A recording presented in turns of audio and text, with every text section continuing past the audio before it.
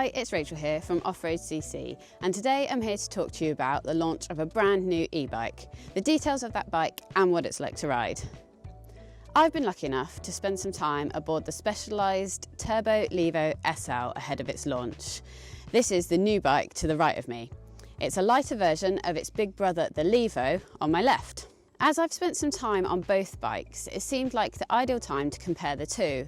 Not in a way of one-upmanship, but to help you realise the differences between the two bikes. Given the same name, it could be lost in translation that this is the new Levo. It's not, it's a very different beast. Levo SL is one of a new breed of lighter e-bikes, a category which, until now, only Lapierre has really made tracks into with its e-Zesty. That's a bike that uses a Fazua motor and a 250 watt-hour battery to give a slimline mountain bike, still with some e-power. It seems the choices of motor and batteries that come in smaller and lighter packages are limited in the market at the moment, leaving brands like Lapierre, Kinesis and White Bikes to use that Fazua motor in their lighter e-mountain bikes, their e-hardtails and their e-gravel bikes. Specialised, being the powerhouse that it is, made their own motor from the ground up for their latest e-road bike, the Creo. And it's this motor, designed in conjunction with Marley, is the Specialised SL 1.1 motor that is now used in the new Levo SL. It means the brand got to package their motor and battery inside their new bikes in just the way they want, and I think the result is stunning. This is the least e-bike looking e-bike I've seen yet. And that's not to say e-bikes are awful to look at, but I think you agree they look a bit cumbersome, whereas this looks sleek and lithe. In a nutshell, the Levo SL is around a 17 kilo e-bike with 150 mil of travel, 29er wheels, and it comes in either alloy or carbon at a range of price points. So let's begin the comparison. The Levo SL gets a 320 watt-hour battery and a 240 watt motor, which together produce a much more natural feel to the assistance. The full-fat Levo is also a 150mm full suspension e-bike with 29er wheels, but that sports a 700 watt-hour battery and a 560 watt specialised 2.1 motor made in conjunction with a company called Brose. The geometry on the original Levo is roughly based on the stump jumper, but with longer chainstays. The Levo SL keeps to the same theme, but with shorter chainstays. So to give you a rough idea, this large Levo SL gets a 450mm reach, 66 degree head angle, 74.5 degree effective seat angle and 437mm chainstays and a wheelbase of 1217mm. It's similar to the older Levo, but that bike gets 455mm chainstays, which along with its heavier weight will radically change the ride. It's clear that Specialised really wanted to replicate the riding experience of our normal bikes here with the Levo SL, but just with adding a touch of power. The Levo weighs in about 22 kilos, that's for a large size expert model as here.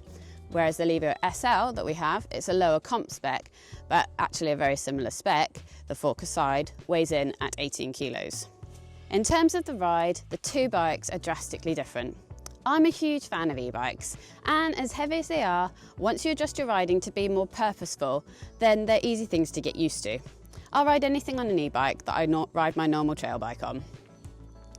So I've just had one ride on this Levo SL and quite a few on the Levo, with a new bike feeling much more nimble from them off. There's not that feel of dead weight as there is on a normal e-bike, and the power is intuitive. Now, it's not got that kick up the arse feeling of the Levo, it's more subtle aid for the legs. It's smooth, it's quiet, and while riding, it was really easy for your mind to wander onto the fact this could one day be the new norm for bikes. Riding in eco mode feels like you're pedaling a normal bike, the motor just making up for that weight. But then you have the added knowledge that should things get steep and tough uphill, you can turn the bike up a notch and get a move on that much quicker. While descending, the new Levo SL didn't try to steamroller down the hills as a Levo sometimes does. It's easier to flick about the trail, and forgetting that you have a motor on board, you could just be on a slightly heavier trail bike. Although the range of the bike and the battery will be smaller than the Levo SL did remarkably well in its first outing. I rode on all three modes, Eco, Trail and Turbo, or mostly the last two, and managed 850 metres of climbing in 2 hours with 3 bars of battery still left at the end of the ride.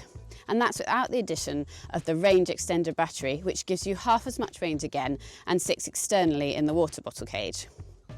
Remember that although the battery is smaller and the motor is less powerful, the bike weighs less too, so it makes what you do have go further than you first think it might.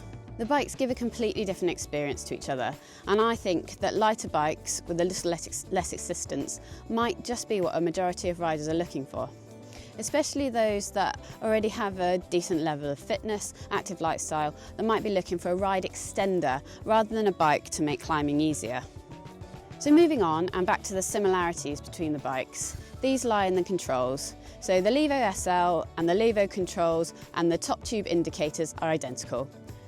The mission control app stays too, which if you don't know already, is a unique feature allowing the rider to switch power levels or set the power levels, manage battery power with regards to the total ride time and the distance of that ride, and it's all done straight from your smartphone. For example, when I ride the Levo and I want to do a really big day, I drop the power assistance of Eco Mode to 15%, which prolongs my battery life and extends my ride. The other differences between the two bikes that you'll see is that range extender, so that's the bottle-shaped battery that weighs 1 kilo and slots into the bottle cage, plugging into the charging point, which gives you about another 2 hours of ride time, so Specialized say. If you're buying an S-Works bike, you'll get a range extender included, otherwise it'll cost you £300 to buy one.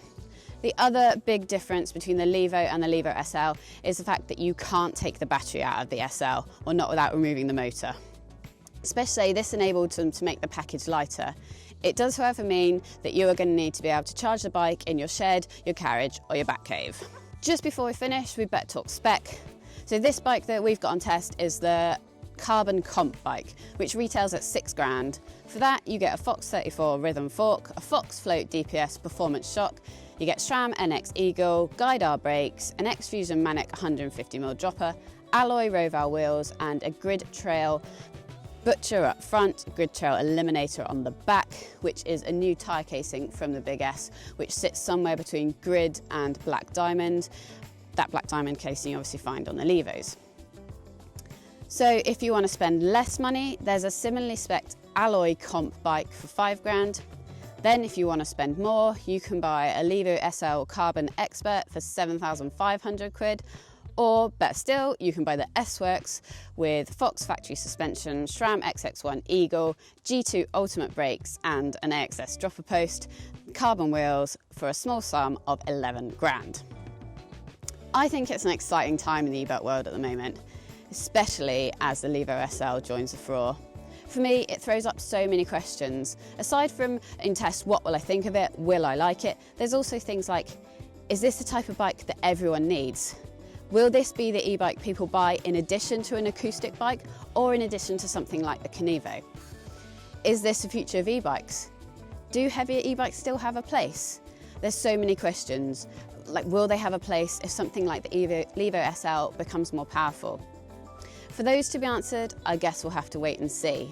But for my review, it won't be long. That'll be up on www.off.road.cc soon. So for now, I need to spend a little more time riding this bike. Thanks so much for watching and I'll catch you again soon.